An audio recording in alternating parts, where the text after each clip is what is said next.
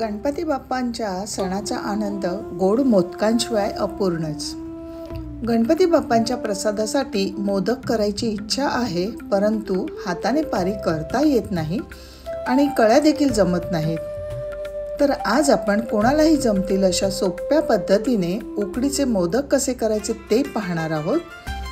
तांदळाच्या पिठाची उकड काढताना आपण एक सिक्रेट पदार्थ घालणार आहोत, ज्यामुळे उकड छान लोण्यासारखी होते आणि त्यामुळे मोदकाला अजिबात तडे जात नाहीत किंवा फुटत नाहीत। तसंच बोटाने पारी न करता एका सिक्रेट पद्धतीने पारी छान पटकन कशी तयार होईल ते आजच्या व्हिडिओमध्ये दाखवणार आहे।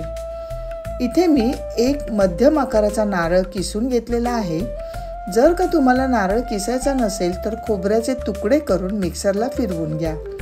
इथे मी 2 कप नारळाचा किस घेणार आहे। त्यासाठी 1 कप बारीक चिरलेला गूळ घ्या। गूळ मी या खोबऱ्यामध्ये मिक्स करून घेतला। आता गॅसवर कढई ठेवून त्यात 1 चमचा साजूक तूप घालून गूळ खोबऱ्याचं मिश्रण कढईत टाकून 5 ते 7 मिनिटं सुकेपर्यंत परतून घेतलं। 7 मिनिटांनंतर मिश्रण छान सुकलं आहे तर गॅस बंद करून त्यात 1 चमचा फ्रेश वेलची जायफळ पूड टाकूया आणि मिश्रण बाजूला ठेवूया।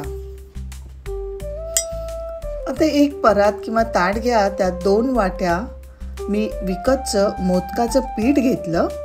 पिठामध्ये 1 चमचा मैदा घाला। मैद्यामुळे मोदक मऊ होतात आणि मोदकाला चिरा पडत नाहीत आणि मिक्स करा। आता गॅसवर मी 2 वाट्या पाणी उकळत ठेवलं होतं। ज्या वाटीने तांदळाचं पीठ घेतलं त्याच वाटीने 2 वाट्या पाणी घ्या। या उकळत्या पाण्यात घालूया पाव चमचा मीठ आणि 1 चमचा साजूक तूप। या उकळत्या पाण्यामध्ये तांदळाचं पीठ घालून छान मिक्स करून घ्या। ही उकड काढण्याची मोदकाची सर्वात महत्त्वाची स्टेप आहे। 2 मिनिटासाठी झाकण ठेवा म्हणजे पीठ छान फुलून येईल। 2 मिनिटांनंतर पीठ छान फुललं गेलं आहे। आता गॅस बंद करा। हे पीठ लगेचच परातीत ओतून घेऊया। थोडंसं गार करून घेऊया म्हणजे पीठ छान मळायला येईल। आता त्यावर 1 चमचा तेल टाकून पुन्हा मळून घेऊया म्हणजे पीठ चिकटणार नाही। असं पीठ गरम गरम असतानाच मळून घेतलं की मोदक छान मऊ लुसलुशीत होतात, अजिबात चिवट चिकट किंवा वातड होत नाहीत। आता हे पीठ हाताने जोर देऊन जोपर्यंत मळून घेत नाही तोपर्यंत पीठ छान मळलं जात नाही। जितकं जास्त पीठ मळून घेऊ तितकं हे पीठ लोण्यासारखं मऊ होतं आणि मोदक करायला अजिबात त्रास होत नाही। तर 5 मिनिटं हे पीठ मी मळून घेतलं, तुम्ही बघू शकता। परंतु पीठ छान परफेक्ट मळलं गेलं आहे की नाही हे कसं ओळखायचं? तर गोळा काढून बघायचा आणि असं दाबून बघायचा। कडेकडेने जर पीठ फाटलं गेलं नाही, तडे गेले नाहीत तर समजायचं आपलं पीठ अगदी परफेक्ट मळलं गेलं आहे। बऱ्याच जणांना हाताने पारी करणं अवघड वाटतं, म्हणून आज आपण पारी लाटून तयार करणार आहोत। लिंबापेक्षा थोडा मोठा गोळा तांदळाच्या पिठात घोळवून घ्यायचा म्हणजे पारी अगदी पटकन छान पातळ लाटली जाते। तुम्हाला वाटलं तर बोटाने पारंपरिक पद्धतीने पारी करू शकता। फक्त पारी लाटून पटापट मोदक होतात। नवशिक्यांना ही पद्धत जास्त सोयीची आहे। आता सारण भरून घेऊया। उकड काढताना आपण 1 चमचा मैदा घातल्यामुळे पारी अजिबात तुटत नाही। आपण हाताने मोदक कसा करायचा ते या ठिकाणी पाहतो आहे।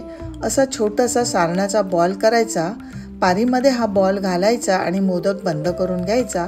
आपण पराठा भरतो अगदी त्या पद्धतीने हा मोदक बंद करायचा। थोडासा लांबट आकार द्यायचा म्हणजे मोदकाचा आकार याला द्यायचा। हे पहा, लांबट आकारात हा मोदक बंद करून घेतला आहे। सगळीकडून प्लेन करून घ्यायचा। आता टूथपिक वापरून आपण या मोदकाला कळ्या तयार करून घेणार आहोत। हे पहा, टूथपिकने ह्या कळ्या पाडताना खूप जास्त दाबू नका, नाहीतर मोदक फाटू शकतो। वरचेवर अगदी अलगद याला प्रेस करून या कळ्या करून घ्यायच्या। पाहू शकता मस्त कळ्या करून झाल्या आहेत आणि वरचं टोक असं पकडायचं आणि हळूच हा मोदक खाली दाबायचा आहे। तुम्ही पाहू शकता खाली दाबल्यामुळे कळ्या मोकळ्या होतात आणि अगदी सुटसुटीत तयार होतात. कोणीच म्हणणार नाही की हा मोदक आपण टूथपिक वापरून तयार केलेला आहे. इतका सुरेख कळीदार मोदक आपण तयार झालेला आहे. गॅसवर मी आधीच पाणी उकळायला ठेवलेलं आहे. ज्या चाळणीमध्ये मोदक वाफवून घ्यायचे त्या चाळणीला तेलाचा हात लावून घ्या आणि यामध्ये चाळण ठेवून 15 मिनटं मोदक छान वाफवून घ्या. मोदकाला वरून चकाकी आली की समजायचं मोदक व्यवस्थित वाफवले गेले आहेत. तर इथे आपण सोप्या पद्धतीने कळीदार मोदक तयार केले आहेत. रेसिपी कशी वाटली ते कमेंट करून नक्की सांगा. रेसिपी आवडली तर लाईक शेअर करा. चॅनलला सबस्क्राईब करून बेल आयकॉन प्रेस करा. मोदक म्हणजे आनंद तर नक्की करून बघा. धन्यवाद.